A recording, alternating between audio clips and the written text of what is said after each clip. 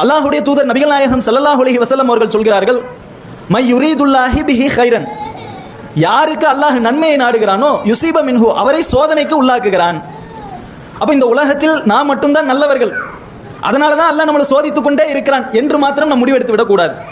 அதுவும் ஒரு காரணமாக இருக்கலாம், ஆனால் அது மட்டும்தான் காரணமா என்று பார்த்தால் நிச்சயமாக கிடையாது. அதே போல அல்லாஹ்வுடைய தூதரிடத்துல ஒரு மனிதர் வந்து கேட்கிறார், இந்த மாதிரி நான் இஸ்லாத்துக்குள்ள வந்துட்டா என்னுடைய நிலை என்ன அப்படின்னு சொல்லி கேட்கிறார்.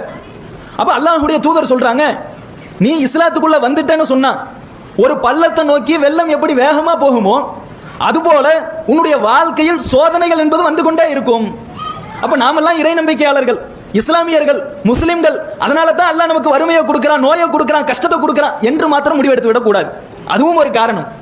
அப்ப இப்படி இஸ்லாம் சொல்லக்கூடிய ஒரு நியதிகள்ல வேறு ஒரு நியதி என்னன்னா, நாம் சாதாரணமாக நினைக்கக்கூடிய இடத்தில் சில திக்ருக்களை சொல்லாம விட்டிருப்போம்.